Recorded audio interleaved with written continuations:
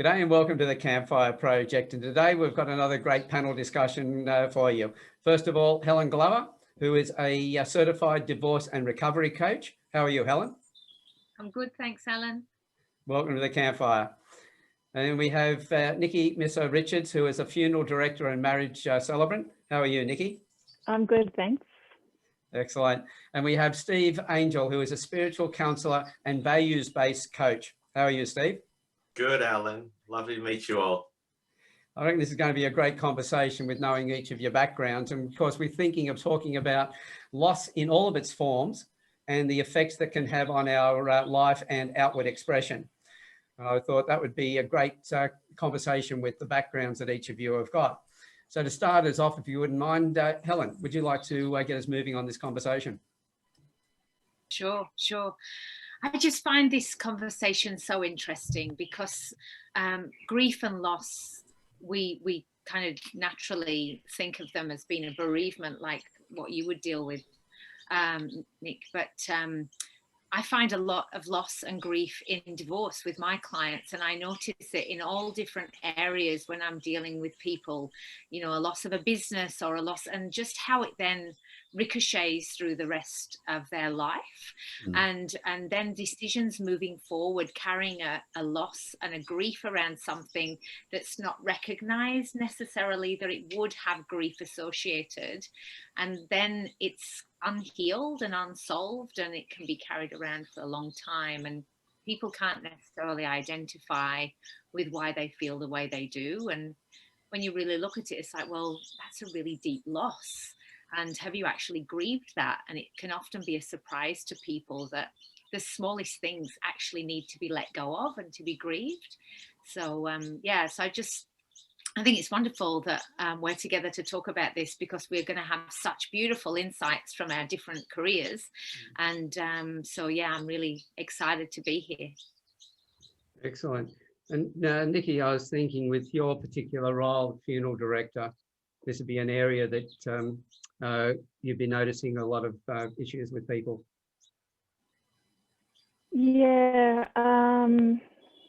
obviously somebody losing a loved one has a massive impact. And quite often when I get to them or in touch with them, they're in a state of shock, and their grief is certainly there, but I think the shock has overridden a lot of them being able to process exactly what's going on.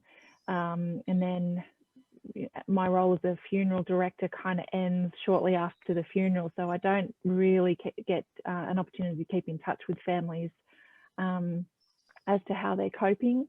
However, through that process of dealing with people once somebody does pass away, I do check in with them to make sure that they're coping, or if they know, and I say coping as a very loose term because people deal with grief on such different levels, and grief can last a lifetime. One thing that I know is important to understand is that grief is often taught to us as it is a process that you go through a certain stage. Yet in my experience in the funeral industry, and also in personal experience with suffering loss, grief can be as long, sort of the stages, if you like, can be quite long, or if you don't allow yourself to process and make sense of the loss, then people quite often aren't dealing with their grief very well. So what I was meaning before, when I'm dealing with people who've just lost somebody and I ask them how they're coping, some people can cope very, very badly, and they can get to the point where they feel like their life doesn't matter. They can't get themselves out of bed, they can't do sort of basic tasks.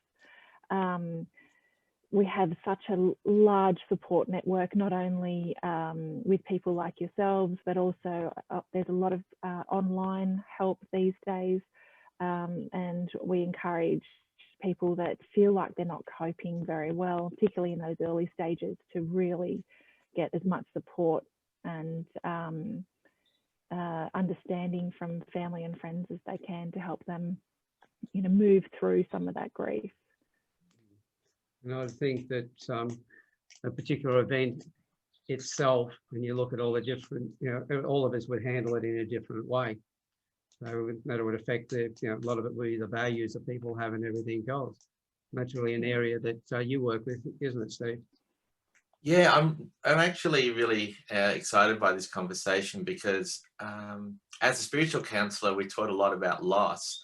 And I love what Helen spoke about, in that, as for most of us, we associate loss with something quite significant in our life, like the loss of a loved one or a child, or even a relationship can break down. And that is so significant, we can understand that. And we're almost allowed to grieve in that because it's significant enough to do so. But in my training, I was taught and reminded that grief exists pretty much every time loss happens in our life. And if you think about a child, even the moment the child is born and it leaves its mother's womb, there's a loss of safety that it was used to for 9 months. And then as a child then moves, say, from the very first day of school and leaving their mother's care, from being there all with their mother all day, there's a loss there of something that they know. And so we go through life experiencing these little moments of loss, but never really acknowledging the grief associated with it. It's kind of an accepted move on from here, because this is a small thing for you to deal with. It's okay, just move on. But as we get older, those things become a little bit more significant. The loss gets greater as well, but we get so used to suppressing how we feel about it, and we kind of expect it to move on very quickly. And so sometimes when we get to this much more significant loss in our life, and it's like what Nicque said, some people process it better because maybe they were allowed to express more and they're more comfortable expressing themselves. But if they haven't, and they lose like a loved one, that can be the very first time in their life that they're outwardly expressing but don't even know what to do with it, and they just sit in this stage of absolute grief and loss, and they think, I can't go on. And it's a really important thing that we give space to expressing when something is amiss in our life, you know, whatever it may be, rather than saying, oh, it's okay, I can deal with it, I can deal with it. You know, and I think the more we do that, the better we become at expressing. And then we're not so stuck in grief when it happens. And grief is really legitimate. We need to express grief for sure. But as Nicque said, some people in that process go from that shock to feeling guilty, that maybe what could I have done to stop that from happening, or from that person from dying, or maybe I should have call the ambulance earlier, what did I do wrong? And then they move into anger, and then they start to blame the world for what happened and what happened to them. And that's where they get stuck. They can get stuck in that moment there, and it's very difficult to move. So it's a fascinating area to talk about because we don't talk about it. That's the thing, but it happens to us all the time. Yeah, because I get the impression that, you know, we have a standard of what we think we can grieve for and what we can't grieve, or what we can share with others, and put a value on, well, that's you know, that's just a natural thing of life. Like, you know, as you mentioned, going off to school the first time, and everyone's saying, oh, but everybody does that.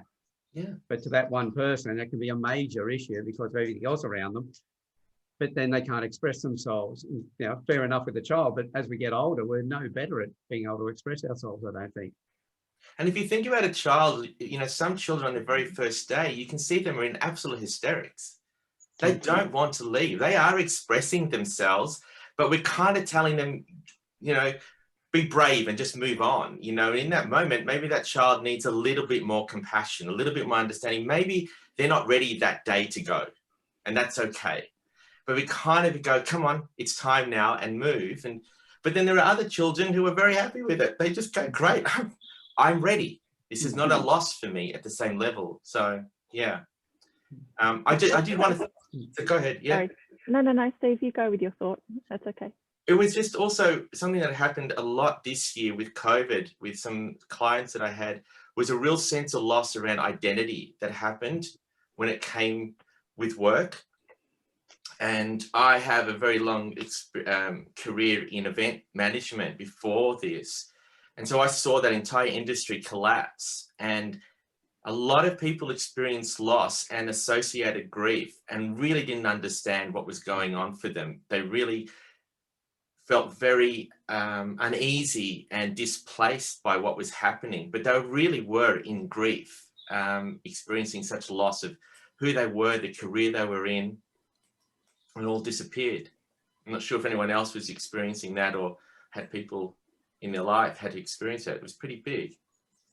I think with some people, I hated the word pivot, so it's just going around on the one spot, but transform their lives. Some transformed their lives immediately. They just saw different opportunities. They were probably ready for those opportunities to go in a different direction. So, but others, that was their whole life. Their whole identity was around the work that they're doing. And that can have an effect. And then when you've got those two extremes looking at each other, they're not going to be an understanding. They're going to find it difficult to actually share. You were going to say something earlier, Nicque. What was that? I was just going to comment on what Steve was saying about how society doesn't recognise some level of grief.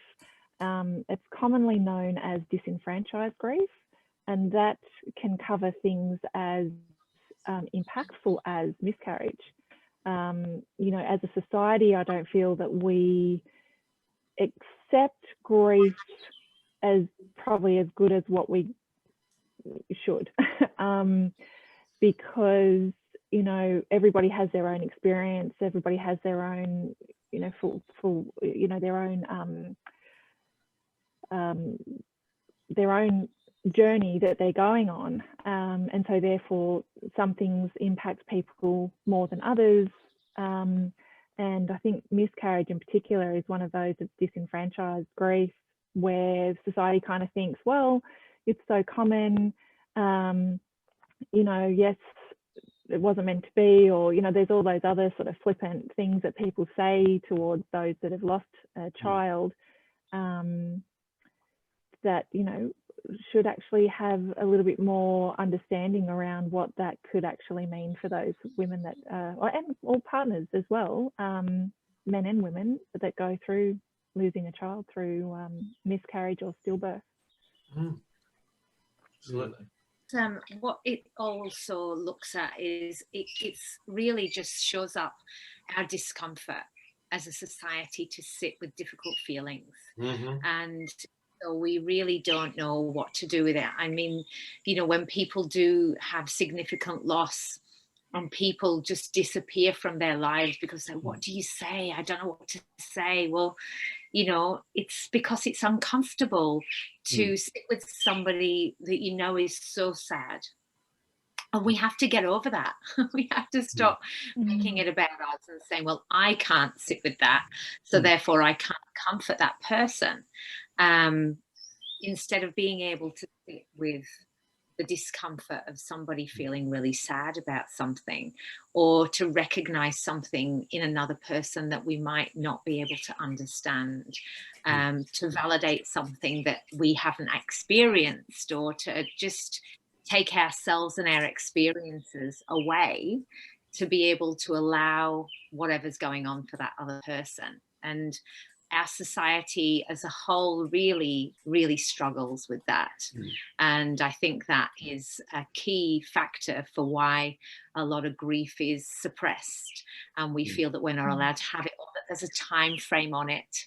And people are overhearing about it. So then it's shut down and it's suppressed. And therefore it's carried with us for far longer, and has lasting damages then across the board, and then it becomes, you know, part of that family story, that it happened and this changed when that happened, dad lost his business and this happened, or, you know, mum had lost her sister and they were best friends and this happened. And, you know, there's this story around where children have seen their parents lose something significant.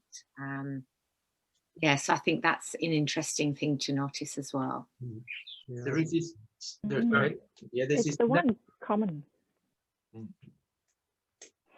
Sorry, go ahead, Nicque. Sorry. It's the one common thing that we all as humans have to deal with, right? Is some form of loss in our lives. we're all going to lose loved ones because death is inevitable. You know, and then we have multiple losses throughout our lives, whether it be jobs, whether it be relationships, whether it be your favorite pair of shoes. I don't know. It could be as, you know, something that was quite significant through a family member passed down. And yeah, loss is just something that we all will deal with, obviously on much varying scales. So it's really important to know how to deal with loss, right? I think it comes down to what Helen said. Sorry. I think it comes down to what Helen said about this expressing, and this lack of expression. And I'm going to make a general statement about men and women, and I generally think that women are much better at listening than men are. There is a tendency as men, when especially we're faced with very uncomfortable feelings or expression of uncomfortable feelings, there's a need for us to come in and want to solve it very quickly. It's like my partner or a significant person in my life is expressing something or dealing with something it's bringing up uncomfortable feelings in me. I want to cry, I want to suppress them, and I want to do that particularly by solving this problem so that they no longer are experiencing it. Therefore, I'm no longer having to experience it myself. That's one of the biggest issues that I find, especially in relationships, is that it's, you know, difficulty in expressing or just allowing someone just to speak. We don't allow that to happen. You know, you don't need to solve them. You don't need to fix anything. In fact, I think a lot of the times people don't want to express to someone and they sit in grief a little bit longer is because I actually don't want you to fix anything. You can't fix anything here. This is my process to go through. But sometimes I just want to let what's going on in my mind verbalize a little bit more. I don't want it to hold it in, but I just want to speak to someone about it. But just hear me. That's all I really want you to do, is just to hear me. And if you can allow that space to open up more, I think that will help as well. I see that, you know, generalizing again, that men are the fixers. We focus on the third level of empathy, which is cognitive. And sorry, what do you call it? Compassion, I should say. Cognitive's the first. I can see you're in pain, and everybody needs that, even the torturer. Whereas the emotional empathy is where the women step in. This is where they share it. Whereas with men, and both parties don't want to deal with it. That's the whole thing. We see it on Facebook every day, people jumping on taking sides and fighting. We find that when somebody's going through grief, the women will try and be there for that person. And in the emotional empathy, the longer you're saying the emotional empathy, the more you lock yourself in there. The other side of it is to go to the compassionate empathy. And us men are very good at fixing things, but we do the connection really badly. Instead of asking our partners, do you want us to fix it, or do you just want us to listen? If we did that first, we'd probably be in a better state. And if our partner then says, yes, we do want you to fix it, then, hey, we're Bob the Builder. We can fix it, you know, and we can jump in and do it. But I think the biggest problem between men and women is we don't communicate in a way in which the other one understands. We've both got our hearts in the right place, but we do things differently. And if we understood about each other, I think that would make a big difference. But then if somebody is going through some tough times, nobody else wants to feel it themselves. And I think a lot of the time when you're in emotional empathy, all you're trying to do is to get that other person to feel better so you can feel better, as opposed to focusing on how can I help that person feel better and me to be able to sit in their pain with them and hold that space for them. I found for myself when I went through a marriage breakup, I had a lot of people trying to reach out to me, but I didn't know how to help myself. So I didn't want to bring anybody else into that grief because I felt like they were looking to me as to how to react or how to be or how to either support myself, support me. I got to the point where I literally, my tongue thickened and I physically couldn't talk about it because it was such a massive loss that I was feeling at the time that, I really struggled with giving others guidance. So my process was to try and just process it myself before I could then you know, bring other people in to try and support me around that journey. In that situation, in your personal situation, how could other people have helped you? What would have been something that they could have done, said, or not done, whatever, that would have helped you to be able to have people around you, or allow you to set up the space that you needed to do the healing in the way in which you needed to do it? Was there anything that they could have done?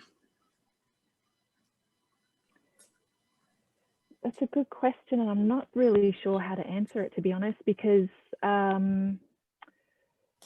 what they could have done was be honest with me. My husband was a cheater and no one had told me. So that, and honesty is one of my biggest value systems. So once that was shattered, my world was shattered. So that's kind of where I felt like I needed to draw on just myself. And the best way I kind of described it was everything that I see around me, including myself, just turned to dust. So everything that I ever knew about life, love, friendship, support, etc., etc., etc., was completely gone. So I'm not really sure, to answer your question, Alan, what anybody really could have done at the time, because I felt like I needed to sort of process it. I was 8 months pregnant at the time. I had an almost 2-year-old. So I had a lot more going on than really needing anybody else's help. And I did seek help when I needed it. So I had counsellors, I had a support group that wasn't in my social circle. So I could kind of talk openly without feeling judged, or, you know, bringing other people into your story, because I'm sure, you know, as we've kind of touched on a little bit, people kind of get over your story, those in your social circle anyway. If you're feeling like you're going through something quite impactful and you feel like you're going through some grief and some loss, that people are there for you, but to a certain degree. And when it's too uncomfortable for them, they can't be bothered. They sort of pull back themselves anyway. So maybe I knew that prior, or just had a sixth sense about it, I'm not sure. But I knew to reach out outside of my family and friend group to assist. Yeah. I help men, executive men, through divorce and separation. And one of the biggest losses that I see men deal with, that is something that they would never have considered and happens across the board, is they lose their friendship groups. Because often the wives are the people who've nurtured the relationships. The wives are the friends with the other wives, who then the men became friends with the husband, and then, you know, that man says, oh, sorry mate, I can't talk to you anymore because, you know, my wife and your ex, and, you know, and it's just causing drama for me and I just don't want it, really. And so what you find is that a lot of men lose their entire friendship group, and they're going through the kind of loss that you just experienced there, Nicque, and it's just crickets. And the people that they thought would be there to support them, and their network that they believed they had, they watch everybody kind of flooding over to, you know, like picking a side, so to speak, and it's generally not with them.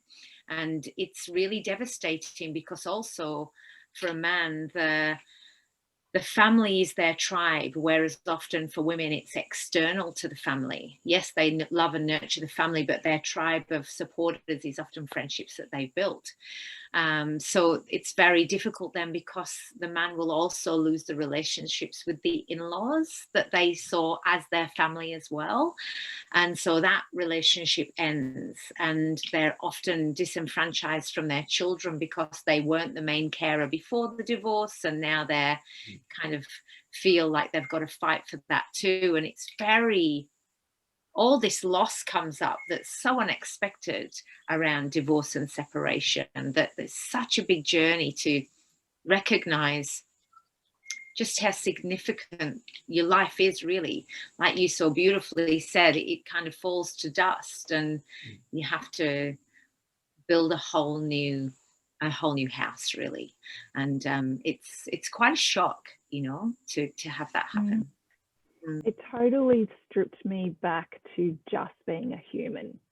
Like, don't associate me as a family member, a friend, a sister, an aunt, or, you know, anything. It stripped me completely back to just being a human. But it's funny that you say that, because I was the one that actually lost my girlfriend group over this situation. So my ex-husband maintained all of his male friends, and his family rallied around him, and I actually protected him from my own family. But because we had 2 children, I didn't, you know, this was their father, and I felt that it was really important that he was never going to be judged by, you know, his own children. So I tried to shield the kids from that whole scenario. And yeah, but I lost all of my girlfriends, which weren't his friends. They were my school friends. So, you know, it was that was a 10-year, I would dream about everything that happened, and that loss was huge for me as well. Not only losing my, you know, my family, but then all of my friends at the same time was really terrible. Yeah. Nicque, why do you think that happened? I had some counselling around it at the time, or over the years actually. One friend in particular had messaged me saying, stop man bashing, which I wasn't. I was literally just trying to understand infidelity and what that meant. I hadn't experienced it, you know, it wasn't on my horizon at all, so I had no clue. Yeah, so there was just one friend. The counsellor had said to me that every group has a role. Every person within a group has a role, and this particular friend was the victim within the group. And because of what I went through, then she wasn't the victim anymore, so she came on the attack. And then it became this kind of pack mentality where not everybody, but majority of them then sort of said thanks and good luck, and, you know, hope you have a good life, and that's it, kind of thing. So I feel like that may be the reason why it happened. We've since reconnected, but yeah, I don't know. It was terrible. Yeah, I can imagine, you know, everybody needs their support circle around them. And you wonder what the point of having that in the first place is that if it's not there for these moments when you need them the most, then what is the relationship actually even based upon? You know, is it just that everybody is okay with you while everything is going well, which is very easy. It's very easy to live when life is going well, but it's when it's not going well that you need that support. And I think you hit on something that I think is really important, and that is honesty. And it's something that I think that when grief happens, it's challenging the level of honesty of your ability to express, and the ability for other people to hear you and listen to you, and even deal with their own feelings about that grief and what it brings up for them. And that's where I think things become unstuck, because it could be for the very first time that they are challenging their own belief systems, and they may not like it. And we don't like to be uncomfortable. And I think if you were to maybe look back at your relationships, and if we all do that, and we just sort of put it under a magnifying glass of honesty through that lens, how honest are those relationships now? You know, how honest are you able to really express that sometimes you might not be in a great mood? You know, maybe things are going terrible for you. Maybe you're feeling sadness, you know. Are they able to handle that or not? So what level of friendship do we really have with these people? You know, and that's just even our own relationships with our own partners, you know, even with our children and colleagues. I think that is the most fundamental value that we should be trying to promote more in all our relationships. From that, there's more growth, I believe. Your ability to be honest allows you to be more expressive, and then you deal with these emotions and you're less suppressing all the time when things are difficult. It's a challenge, I think, and we don't really encourage this. That's the thing that I see. All of us see it in our roles, and everybody in the conversations, it'll come down to a level of honesty. within themselves and with the people around them. That's what I believe. Do you think, Steve, that that is because at some point during the experiences of all the people involved that there was a loss of trust? Because that's behind our kind of fear of total honesty and truth, is that we at some point were expressing in that way, and that level of trust that we offered was betrayed or not respected. And we don't see that again as that loss of the grief that we once had, the innocence that we were loved in that capacity, and it was unconditional. And there's a real loss, I think, in our humanness, that we're not able to just be that person. And then it's really hard to express that moving forward. And if we don't process the loss of that in that particular circumstance, then we then imprint all of our relationships from that point forward with that kind of fear and uncomfortableness that we're carrying from the original situation. I agree. I think there's also another level to honesty and when you're talking about that fear, is that fear of rejection. See, the more honest we are, there is that potential that we will be rejected. And that's the greatest fear that we have as humans. And that is to be removed from what we believe is our tribe or our family. And then it usually exists at some point in our life as a child, where being truthful has meant that we have been either punished or a love has been withdrawn from either parent or an authority figure. And we've seen what that means. You know, we've seen what that means when if I express myself and I'm completely honest and we get rejected for it, it feels like we do lose trust, but we lose what we feel is safety. And so as we get older and older, we become very comfortable with like avoiding truth because of that potential fear that someone is going to reject me for saying that, and I don't want to be rejected. Ultimately, that's our biggest fear. So we go from wanting people to be truthful with us, and we like to be truthful with them, but the one we're not being truthful to is ourselves. That's right. We're going to that level, and then we're expecting everybody else to be truthful, but we're not being truthful to ourselves, which I see as an issue. As you said, we're worried about what other people will think. Yeah. So when you add in all of these little components and these little ingredients into the mix, and here you are, you know, and you're dealing in this sort of state of absolute pain and hurt, it's difficult. You are still afraid at some level that, you know, you will be rejected, you know, for the level of grief that you're expressing. It's like, am I grieving too long now? You know, and there's a stage in the loss and grief process that we work under as spiritual counselors. There's about 10 stages to that. And one of them, the stages, is observation. And in that stage of observation, you actually are looking around to see what is acceptable behavior for you at that point. What will others accept of me at this point? Can I continue to stay in this grieving process, or am I being expected to be out of it by now? And you start to assess that. And so maybe, you know, like in your case, Nicque, you just knew that you had to remove yourself from these people because it just wasn't going to be safe to stay in it, you know, and you're observing your environment to work out when can I come in, or when is it safe for me to join everyone else for their own sake. And that's another unfair, that's unfair upon the person who's grieving, you know. You know, we're making that situation worse again because we have an expectation and going, well, okay, that grief should only last this period of time. From what I hear now, they're actually putting it into the books where if you've been grieving for a certain amount of time, that's okay. But if you go past that point, and it might be 6 weeks or whatever it is, then it becomes there's something wrong with you. But it's no longer acceptable. It's no longer considered as grief, but as a mental health issue that you have and needs to be treated completely differently to a person who's going through grief. I find that offensive. I find that that's really hard too, particularly for people who lose loved ones. And, you know, people tend to be quite aware of the first anniversary of their death, their first birthday, the first Christmas, you know, all those major events of the first.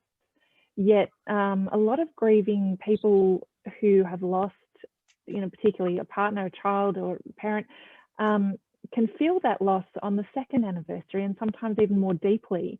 And sometimes because of that exact reason, that people, okay, the first is over, you know, everybody's moved on with their life or whatever, and you've got these people in their own personal loss and that personal grief of that anniversary that's coming up.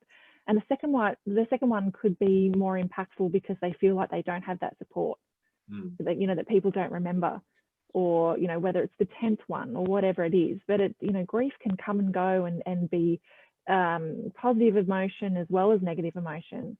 And, you know, people just need to be a little bit more understanding of other people's truth. I 100% agree on that, that you just need to be, you know, you hear it all the time, be kind, because you never know what people are going through. And until you personally are going through something that's quite emotional, that small act of kindness can mean the entire world to somebody. Yeah.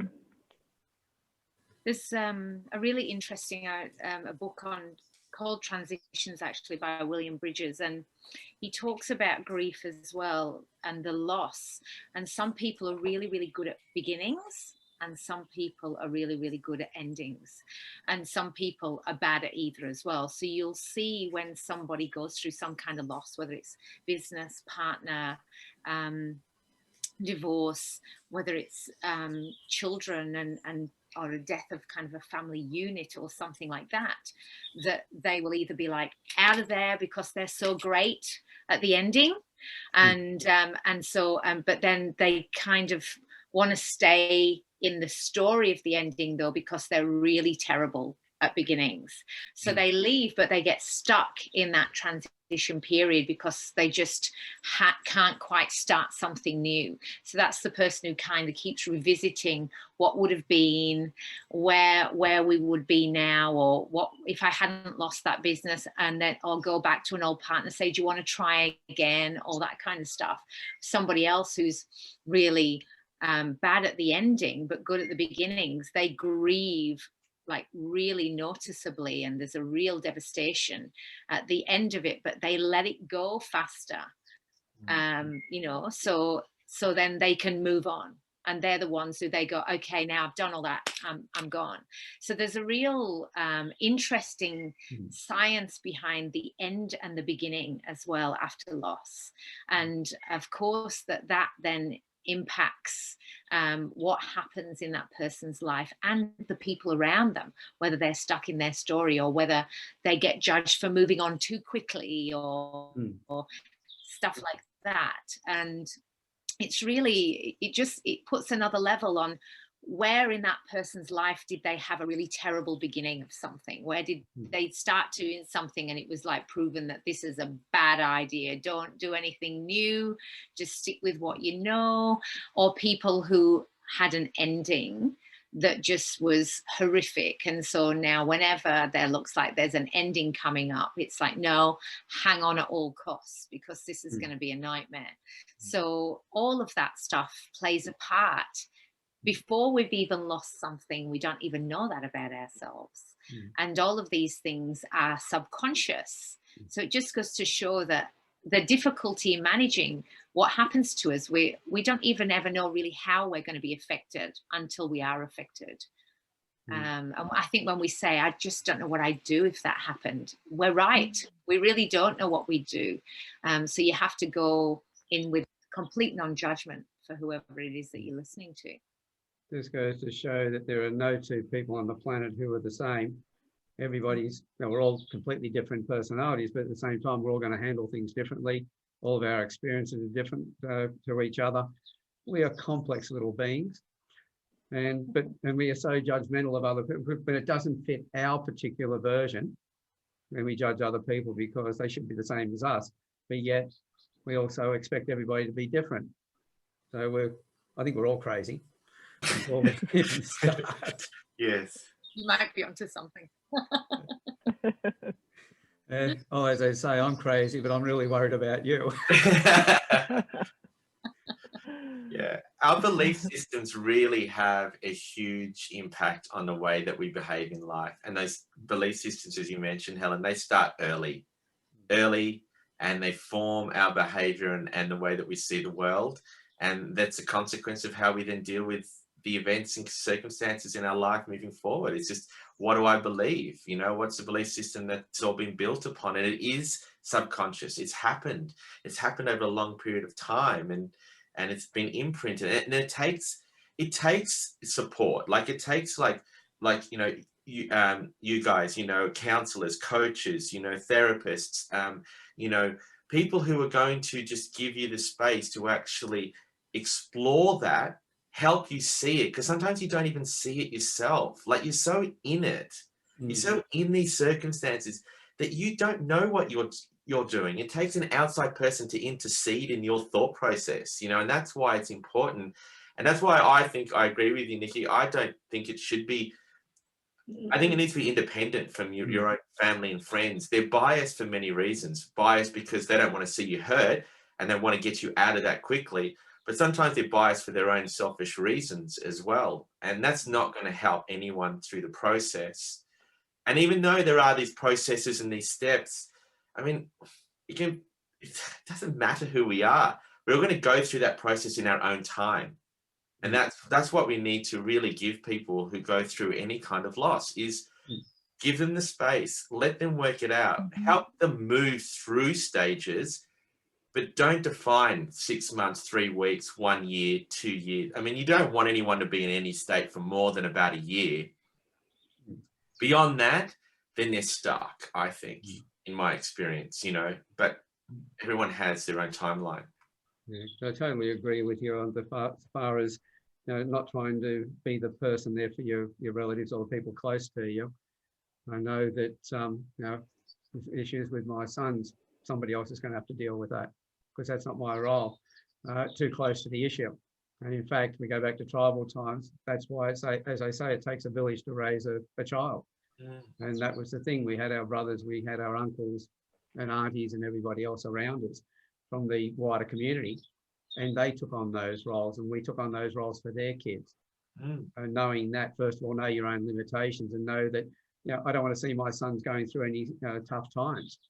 And so I have a tendency of wanting to step in, but then I could try and stay back, not trying to take over. And now I'm in a bit of a quandary of going, am I doing the right thing here? Should I be stepping in? Yeah.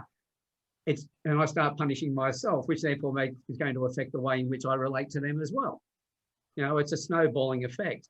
So having the wisdom to realise that, okay, they need someone to help work with them, and that's better off not being a family or close member, but somebody else who understands the process of how to help them, not tell them to move forward, but to guide them so they can get there sooner, facilitate the journey for them so they don't get stuck in it for the rest of their life. And at the same time, haven't got people taking sides with them that exacerbate the problems, because, as I said, on Facebook, we see somebody makes a comment and next thing you know, there's a war going on. And it's like the Irish and the English. I don't think anybody knows where the problem started in the beginning, because it's been going on for so long. And that's what ends up happening, when everybody jumps in and tries to become the solution to the problem because they feel they have to be the rescuer, or this situation shouldn't be on because I don't feel comfortable being around it, so I've got to make the other person get over it. No, not right. So there's a lot of things. I would really like, could I ask Helen a question? Alan, is that right? Oh, please, ask each other questions. That's what it's all about. Great. And I'd love to know, just from your experience working with men, obviously executives through their divorce, where do you find men get stuck in the process, and what has worked best for them to move forward through the loss process? The unfairness is a big one for men. There's a real feel of unfairness. And, you know, when we're looking at talking to any kind of market that we handle as business people, we have a market that we look at. And within that, there's generally kind of the enemy of that person. Really, what men are fighting against during a divorce process is the social narrative a lot of the time. It's the social narrative that instantly the guy is this guy.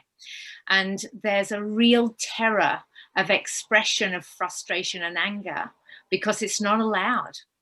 Because we do acknowledge that there's an extraordinary amount of domestic violence and that it's being looked at as it should be, but as a consequence of that, a lot of men are terrified to feel any kind of upset or any kind of anger, and they're actually really worried about saying it out loud. And so that gets suppressed. And that suppression then, it kind of sticks them in the process, that it grows the unfairness, because they're managing a battle inside that it's had to move on to the acceptance and then into the transition zone, because they're kind of kept in denial, regret, anger, and then they feel bad about themselves for feeling the way they do, really seeing their shadow popping up. And so they go back into that kind of denial and kind of, should I do this, should I do that, and the insecurity of it, and then back into the anger. And so really, I meet so many lovely men who are really horrified about the veracity of their emotion. And they have no idea how to handle it, because they've been told forever that you don't feel anything anyway, and you just get on with it. And any expression on a social level is domestic violence or aggression or angry. There's all of these kind of connotations that they're fearful of being seen as, and they get worried of their own capability in that as well, because they'll feel it coming up and have to quash it. So I try to get men to recognize that the dark thoughts that are coming up, to express them in a healthy way, to just even voice them, and then congratulate them that even though these thoughts and feelings are there, they're not acting on them. And to be able to express them and get them out and feel the fairness of that for them, rather than the unfairness that they see that women are really able to express their feelings, and that automatically certain things are kind of like okay for women to do, and it's difficult, you know. And so really it's encouragement and a complete confidential container of safety. And I find that as well, being able to just have an unconditional person, somebody who's just there unconditionally. And I congratulate anybody who's courageous enough to face their own thoughts without acting on them. Because that's one of the things that I see, that we tell men that they've got to express their feelings, and then if they express their anger or whatever, then you're doing the wrong thing. You've got to bottle it back down again. There's so much incongruency between what we're being told. And bottling, there's nothing wrong with anger. There's nothing wrong with any emotion, and we can't get rid of any of the emotions because they're part of our human makeup. And I tell you what, if anybody attacks my family, I'm going to get angry and I'm going to defend them. But then it's the use of the anger itself, expressing it in a certain way. If you've got someone who says, right, well, you need to express it, and they set up the environment so that you can express it and really let it out, then that's a good thing. But then a lot of the men are thinking about the other side of it. Well, every time I do this, I get into trouble. So even in that right area, they're still not doing it. And I know that, what I went through, my first wife, when we divorced, and everybody heard that we were divorced, all the women look at me going, oh, you terrible person. Then they find out that I took the 3 boys and I was raising the boys on my own. All of a sudden, I'm a wonderful person. And I felt like a yo-yo just watching people's expressions going through all this. So knowing that other people are making such a judgment of you causes you to shut down a lot and not open up. And the expectations we have on ourselves and each other, I think, is where the problem is. As well, men who lose children, husbands and wives deal with this incredible loss, but men are so angry that, their child was taken.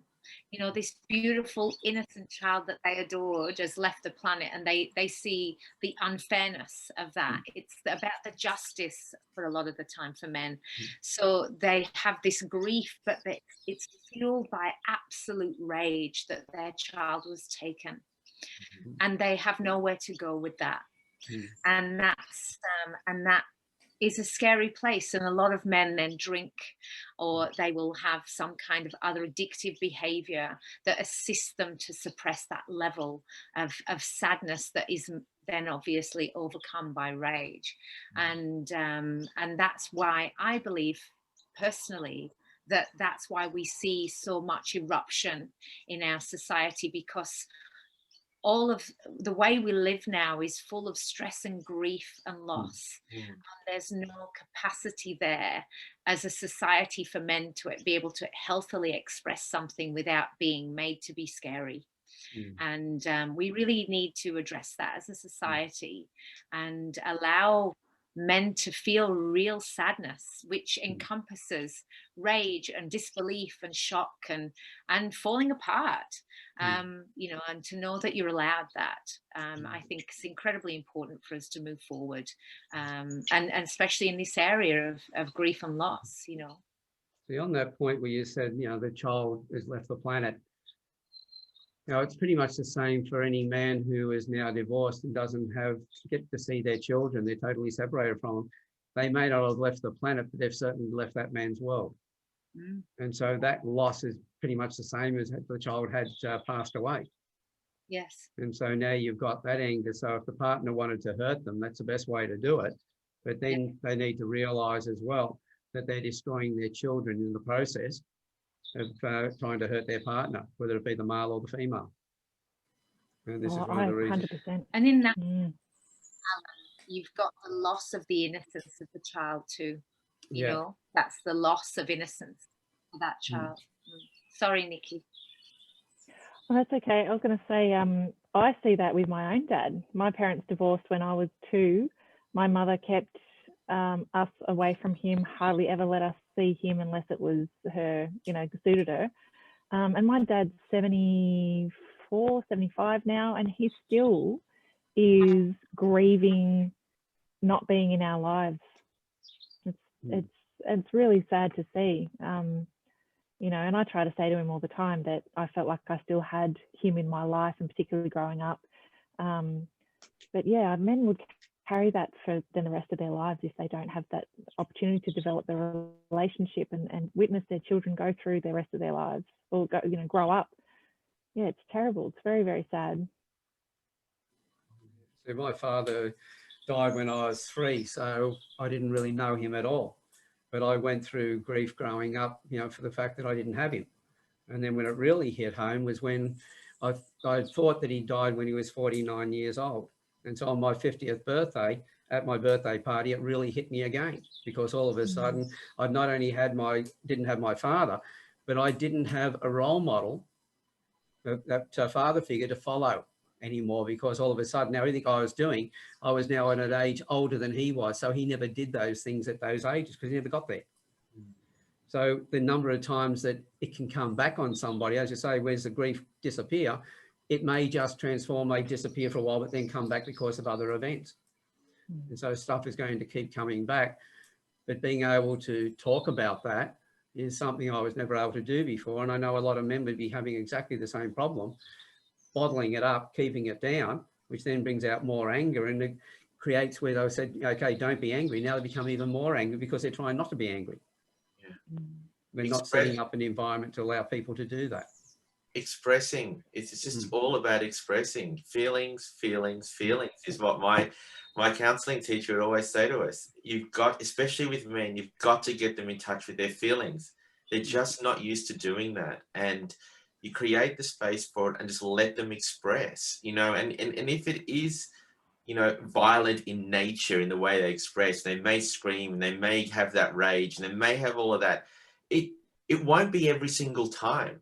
A lot of it is just that they've had this sort of bottled down for such a long time, and that associated uncomfortable feeling within them in their gut needs to see the light of day. And when they do that, they'll slowly start to change. And if they become more comfortable with expressing and noticing that it's not always going to be rejected, they're not always going to be told to, you know, you can't say that, or, you know, you can't be angry. And they start to share more and name their emotions more. And that's another thing that I think that we don't teach our children at all. If we could teach our children how to name their emotions beyond good, bad, happy, and sad, we will start to have better functioning adults. People that will say, I'm feeling uncomfortable today. I'm feeling disconcerted today. I'm feeling this, and start to really be very, descriptive in the way that they feel their emotions. That will guide their thoughts and then their behaviors accordingly.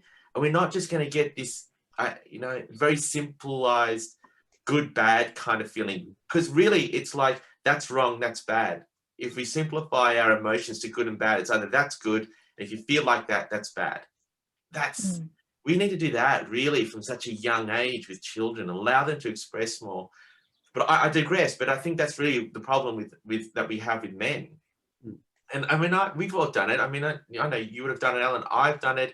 You go through the process, and once you start to do that, and it's not an easy thing. I remember when I first started training and started joining some groups, and I'd be asked this question every time the circle would start. Steve, so how are you feeling? And I'd get so frustrated. It's like, I don't know, I'm okay.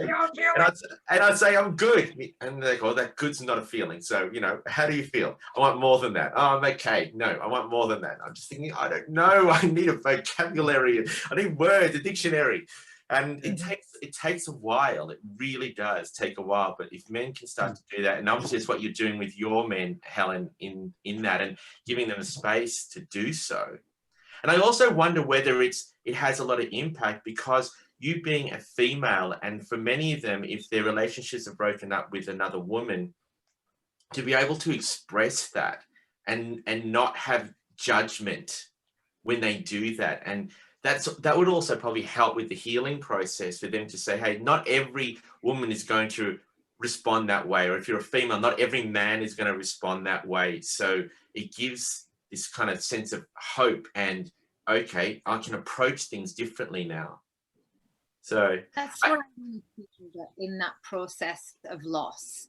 If we're able to break any other kind of belief system that's being created through that loss, that all women this, all men this, if we can challenge that and break that thought process during the trauma, I think that's really quite powerful, to be able to do, to kind of show another way of being, so that they don't have to create something that becomes a subconscious belief.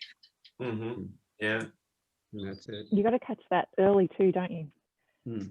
You've got to catch that. I had that experience with my son. He's only just 16, but his relationship with his father broke down, and not because of my son, just because of my ex-husband just not knowing how to deal with a teenage boy, and so hasn't handled things with him well over the last couple of years. And as soon as that happened, I was like, right, he's 13 years old. I need to catch this right now and say to him, this is not about you. You are a great kid. This is just Dad's inability to deal with this properly. So, whether he believed me at the time, I'm not sure.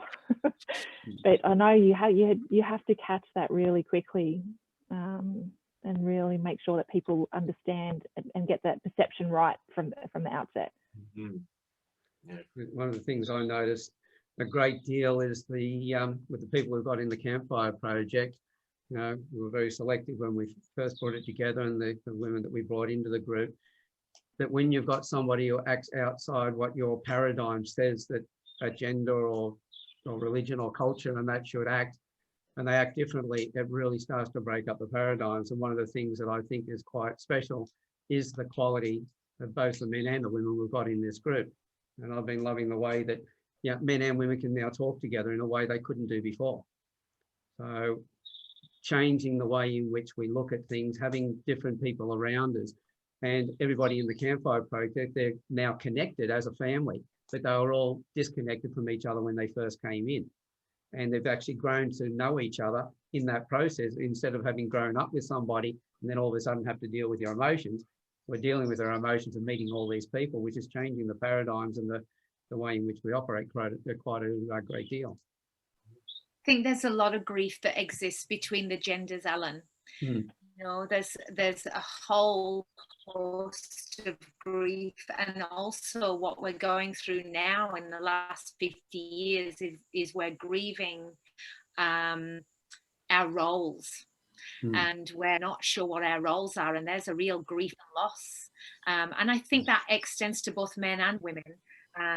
So I think that's a really interesting thing to look at as well, that things like this, they're healing because we're healing the grief and loss, and we're addressing some of the issues around what our roles really look like, and what we'd like them to be, and to kind of start letting go and then recreating ourselves through then taking responsibility for ourselves moving forward in that, which is what grief and loss really needs you to do, isn't it? At some point you take a hold of that process to move forward, and that's where the courage and bravery of that real inner strength comes from, and it doesn't come from walking alone, does it? It comes from being encouraged and being held through those darker moments, so that you can then harness that inner strength to become anew in your new normal after the grief has surpassed, and doesn't go away, but I think it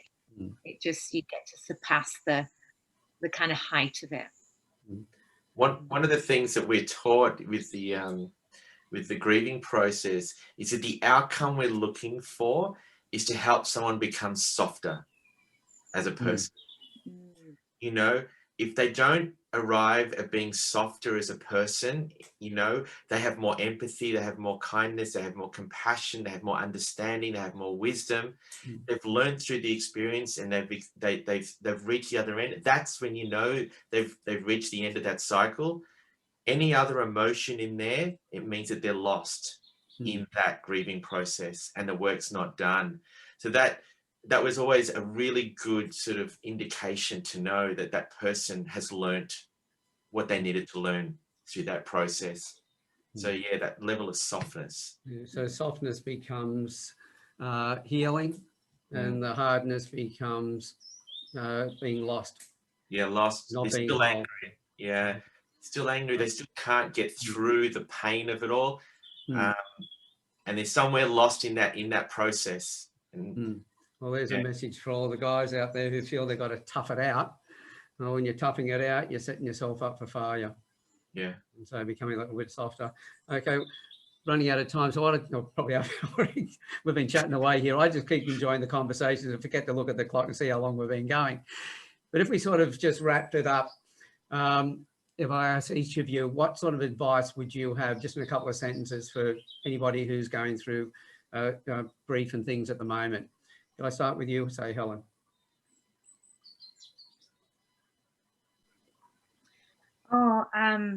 To allow it to be actually where we offer compassion to others, have self-compassion. It all starts with believing that you have a right to feel your feelings, and that you're allowed.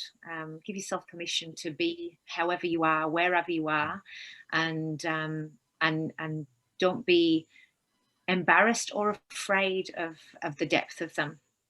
Yeah. Excellent. And Nicque? Yes, I agree with what Helen was saying, that you really do need to give yourself permission to allow whatever feeling is coming up, to just process it. Allow the feelings, sit with the feelings, know that they're feelings, know that they will pass, and definitely just give yourself time. Humans are very, very resilient beings, and we do suffer a lot of loss in our lives, but we do, you know, we can move through things. And it's important to do that because we're, as Steve will know, we're spiritual beings. Well, sorry, as all of us know, but that connection of our physical, our emotional, and also our spiritual being, if we're suppressing grief, it's going to affect us physically as well. So it's really important to allow that, you know, to allow you to feel the grief and let that move through your body as much as you can. Excellent. And Steve? I think I'm just going to add on to what both Helen and Nicque said, and that would be, is if you're struggling in the process, then find someone you feel safe enough to talk to give you that space, because you may not be able to do it on your own, and that's okay.